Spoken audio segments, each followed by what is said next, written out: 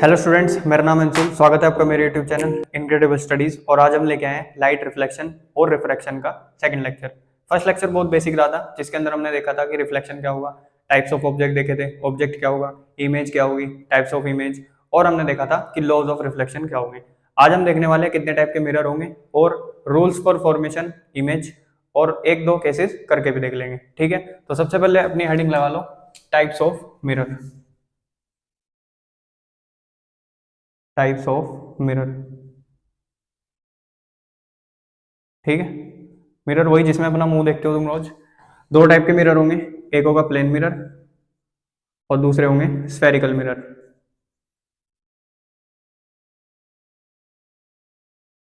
ठीक है, सबसे पहले बात कर लेंगे प्लेन मिरर की। प्लेन मिरर वही जिसके अंदर हम अपना डेली नहा धो के या फिर मुंह धो के अपना मुंह देखते हैं, वो होता है हमारा प्लेन मिरर। तो जो हमारा प्लेन मिरर होगा उसकी जो इमेज होगी वो हमेशा वर्चुअल और इरेक्ट बनेगी। वर्चुअल और इरेक्ट का मतलब कल बताया था। वर्चुअल जो मिरर के अंदर बनेगी, यानी बिहाइंड द मिरर बनेगी इमेज, जिसे हम छू नहीं सकते, जिसे हम स्क्रीन के ऊपर ला नहीं सकते, वो हमारी कौन सी इमेज बनाएगा? Plane mirror. और हमेशा सीधी होगी, उल्टी इमेज नहीं बनेगी। तो वर्चुअल इमेज हमेशा सीधी होगी। तो लिख लेंगे, it always form virtual and erect image। ठीक है, दूसरा पॉइंट, इट ऑलवेज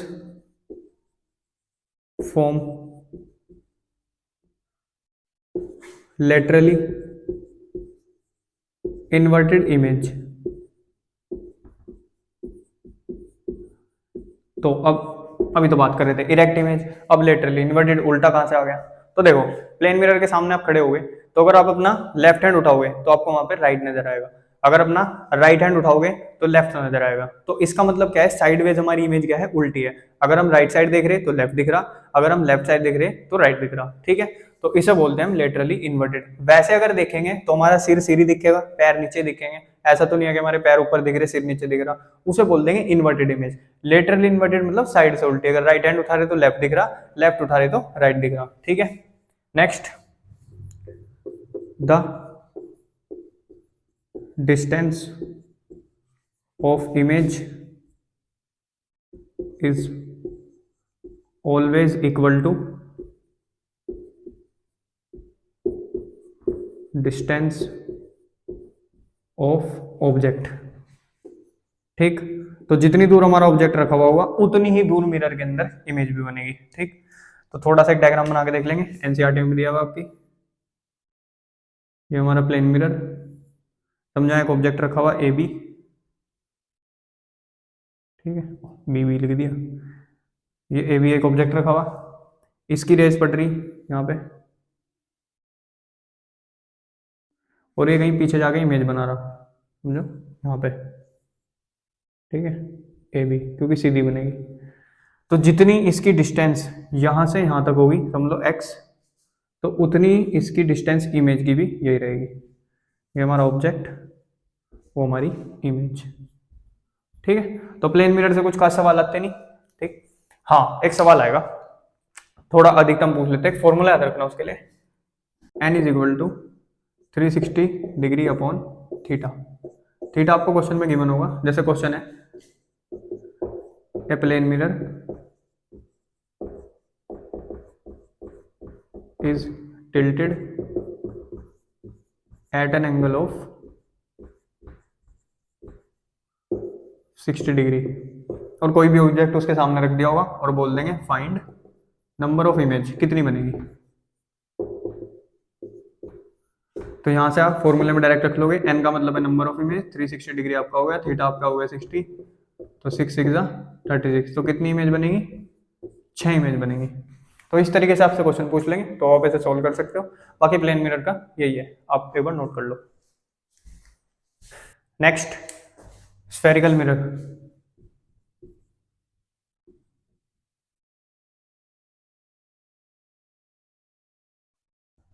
स्फेरिकल से समझ में आ रहा होगा, स्फेयर यानी गोल। तो अ मिरर हैविंग स्फेरिकल, या फिर बोल सकते हैं कर्व्ड रिफ्लेक्टिंग सरफेस, वो होगा हमारा स्फेरिकल मिरर, या it is a part of sphere. Sphere के पार्ट होंगे कैसे, देखो ये मेरे पास एक स्फेयर है, ठीक, मैंने इसे दो हिस्सों में डिवाइड कर दिया। अब दो हिस्सों में जब डिवाइड करा तो इसमें से एक हिस्सा ही निकल गया, एक हिस्सा ही निकल गया, तो यहीं से बनेंगे हमारे टाइप्स ऑफ स्फेरिकल मिरर।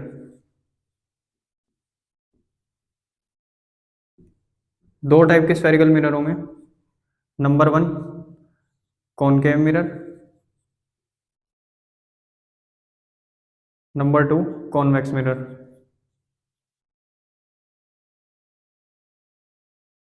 ठीक है, कॉनकेव मिरर, कॉन्वेक्स मिरर। अब एक एक करके समझ लेंगे। कॉनकेव मिरर वो होगा, या एक बार इसे नोट करो फिर पूरा मिटा के दोबारा देखते हैं। तो अभी जो हमने लिखे, नंबर 1 लिख लो कॉनकेव मिरर,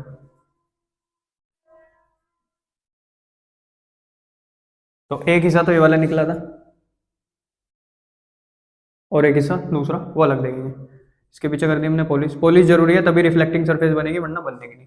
ठीक, तो ये कैसा मिरर होगा जिसकी जो रिफ्लेक्टिंग सरफेस होगी वो अंदर की तरफ होगी, अंदर की तरफ। केव का मतलब यहां समझ जाना गुफा, तो गुफा अंदर की तरफ जाएगी, तो अंदर की तरफ जाने का मतलब जिसकी रिफ्लेक्टिंग सरफेस अंदर की तरफ होगी वो होगा हमारा कॉनकेव मिरर। ये इसकी रिफ्लेक्टिंग सरफेस, ये इसकी पॉलिश सरफेस, और इधर वाली रिफ्लेक्टिंग सरफेस।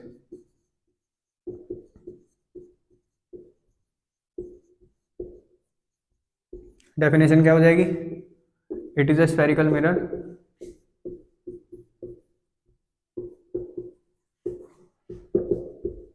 which have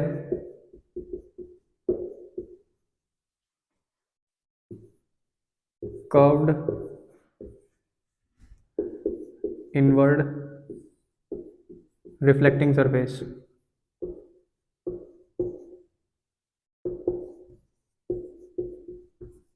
ठीक है, जिसकी रिफ्लेक्टिंग सरफेस अंदर की तरफ होगी वो हो गया हमारा कॉनकेव मिरर। नोट करो इसे, फिर देखते हैं कॉन्वेक्स। नेक्स्ट हमारा कॉन्वेक्स मिरर।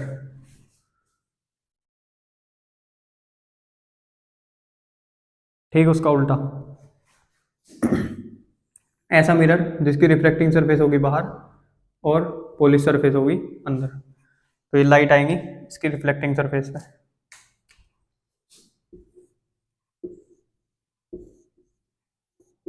ठीक है, क्लियर होगा।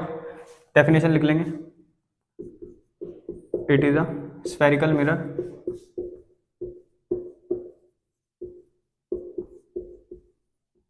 which have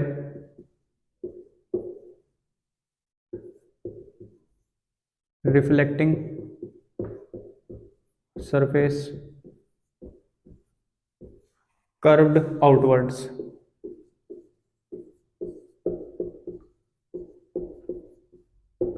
ठीक है, तो ये हो गया आपका कॉन्वेक्स मिरर। दूसरा, इसे हम बोल देंगे डाइवर्जिंग मिरर। वहां पे भी लिखने ना आप कॉनकेव में, कॉनकेव को बोल लेंगे कन्वर्जिंग मिरर।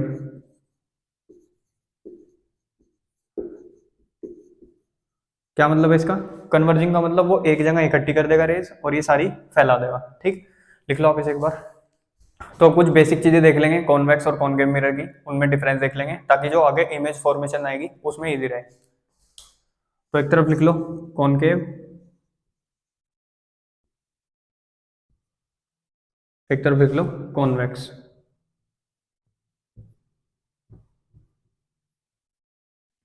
ठीक है, ऐसे डिवीजन दे दो। कॉनकेव मिरर क्या था, पॉलिश सरफेस इधर, रिफ्लेक्टिंग सरफेस इधर। अब ध्यान रखना जो जो मैं बोल रहा हूँ, एक लाइन यहां से पास होगी, इस लाइन का नाम होगा प्रिंसिपल एक्सिस, जो कि मिरर के सेंटर से पास होगी। सेम कॉन्वेक्स के लिए, प्रिंसिपल एक्सिस। ठीक है, दूसरी चीज, यहाँ पे एक पॉइंट बनेगा, इस पॉइंट का नाम होगा पोल। सेम पॉइंट बनेगा, इस पॉइंट का नाम होगा पोल।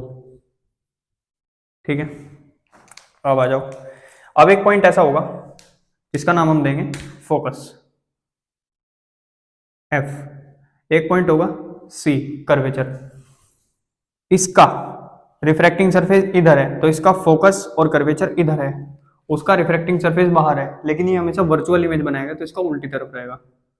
फोकस और कर्वेचर, इसका बिहाइंड द मिरर रहेगा, इसका in front of the mirror रहेगा। ठीक, तो अब देखो रेज ऑफ लाइट आ रही है, ठीक है, ऐसे लाइट की रेज आ रही कॉन्वेक्स मिरर के ऊपर, तो कोई भी अगर आएगी तो इसे कन्वर्ज, कन्वर्ज का मतलब एक जगह इकट्ठे कर देगा, तो ये फोकस से पास हो जाएंगे इस तरीके से। ठीक है, दूसरा, अगर यहाँ कोई भी रे आ रही है तो ये उसे डाइवर्ज करके भेज देगा दूसरी तरफ, लेकिन हमें कैसा लगेगा कि वो कहाँ से पास हो गई होगी, फोकस से पास हो गई होगी, ऐसे। ठीक है, आगे रूल भी है, रूल भी देख लेंगे इस तरीके से। ठीक है ना, इस तरीके से पास होंगे। अब ये फोकस क्या है, फोकस अगर हम लिखे फोकस के बारे में, फोकस क्या है यहाँ लिख दूं, तो focus it is a point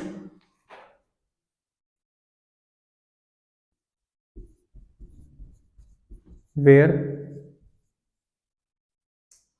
all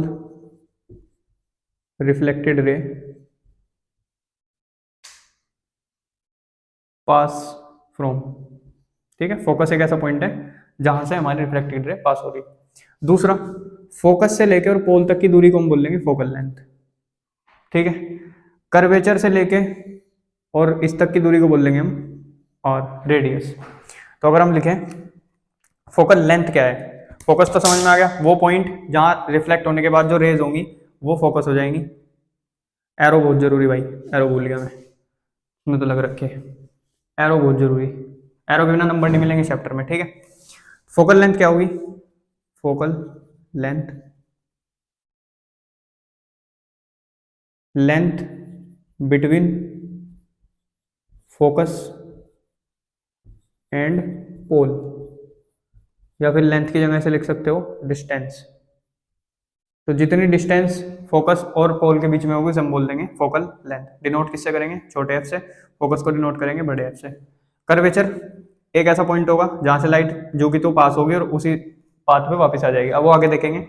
अब एक चीज है यहाँ पे, जो हमारा कर्वेचर होगा न्यूमेरिकल में बहुत काम आएगी आगे, जो हमारा कर्वेचर होगा यानी जो आर है वो हमेशा फोकस का डबल होगा, तो इसे लिख सकते हैं are is equal to 2f। ये एक फॉर्मूला है, नोट कर लेना, आगे न्यूमेरिकल में काम आएगा। जो हमारा रेडियस ऑफ कर्वेचर होगा वो हमेशा फोकल लेंथ का डबल होगा। अगर ये 50 है तो कर्वेचर कितना होगा, 100। ठीक, तो यही था सब कुछ, प्रिंसिपल एक्सिस, फोकस, कर्वेचर, क्या क्या होगा। अब ये आगे हमारे रूल्स में काम आएगा और उसके बाद इमेज फॉर्मेशन में। एक बार आप इसे नोट कर लो। नेक्स्ट हेडिंग लगा लो, रिफ्लेक्शन ऑफ रेज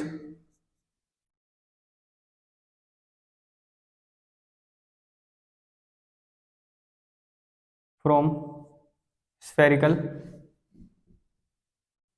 मिरर।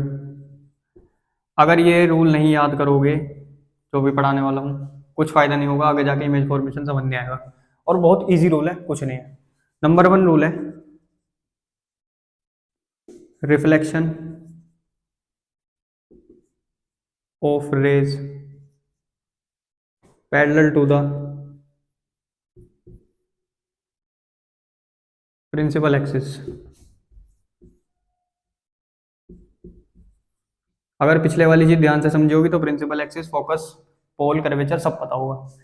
तो एक तरफ समझेंगे कॉन्वेक्स के लिए, एक तरफ समझेंगे कॉनकेव के लिए।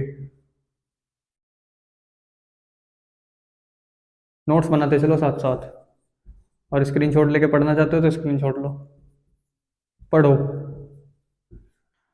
चलो, ये हमारा कॉनकेव रिफ्लेक्टिंग सरफेस, ये हमारा कॉन्वेक्स और रिफ्लेक्टिंग सरफेस, ये हमारी polish surface.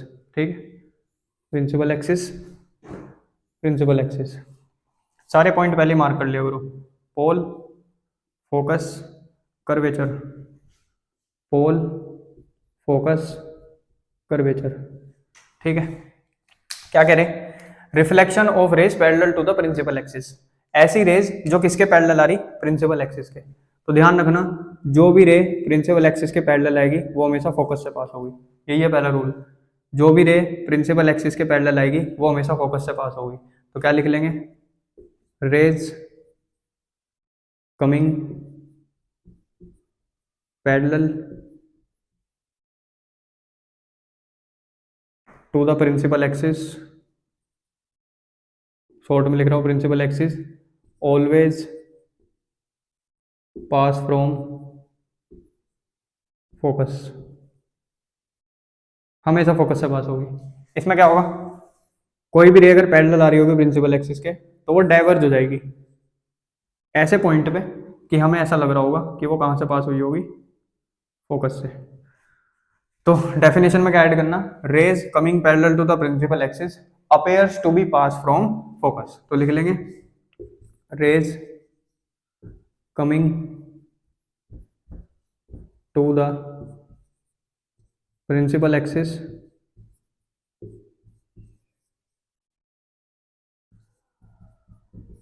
appears to be pass from focus। Rule same है, लिखने का तरीका अलग है बस। ठीक, एक बार आप नोट कर लो। Rule number 2, rule number 2, reflection of rays passing through the principal focus.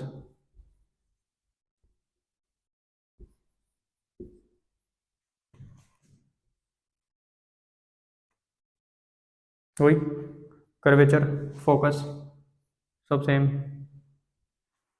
क्या होगा, कोई भी रे अगर पास हो रही होगी कहां से, फोकस से, तो वो पैरेलल चली जाएगी प्रिंसिपल एक्सिस के। ठीक पहले रूल का उल्टा, पहले क्या था, पैरेलल आई फोकस से पास चली गई, अगर फोकस से जाएगी तो इस बार पैरेलल चली जाएगी प्रिंसिपल एक्सिस के, उसका उल्टा। सेम यहाँ हम कोई भी रे डाल लेंगे फोकस की तरफ और वो डाइवर्ज होकर चली जाएगी पैरेलल, हमें क्या लगा होगा, हमने फोकस से पास करा दी, इसी वजह से वो क्या होगी, पैरेलल हो गई प्रिंसिपल एक्सिस के। यहाँ फोकस से पास हुई, पैरेलल गई, सेम हमने फोकस की तरफ कोई लाइन छोड़ दी और वो भी कैसे चली गई, प्रिंसिपल एक्सिस से पैरेलल चली गई। ठीक है, तो आप रूल को लिख सकते हो, एक बार इसे नोट कर लो। Rule number 3, reflection of rays passing through the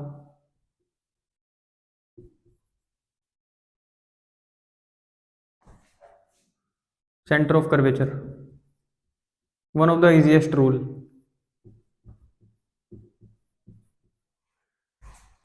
centre of curvature, same वही, मिरर बनाओ, principal axis, pole, focus, curvature, रट लो ये तो, mirror, principal axis, focus, curvature, pole, poly surface, poly surface.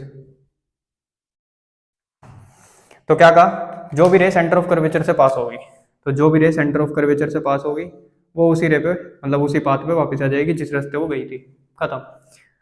Any ray which passes from centre of curvature always return back to its path, यानी जिस रास्ते से वो जाएगी उसी रास्ते से वो वापस आ जाएगी। नेक्स्ट, कॉन्वेक्स में कैसा होगा, कोई भी रे अगर हम सेंटर ऑफ कर्वेचर की तरफ डायरेक्ट करेंगे तो वो जिस रास्ते से गई थी, जिस पाथ से गई थी, उसी पाथ से वो रिटर्न हो जाएगी। हमें क्या लगा होगा, सेंटर ऑफ कर्वेचर से पास होके वापस आ गई। तो ये था आपका थर्ड रूल, नोट कर लो। Rule number 4, ray incident obliquely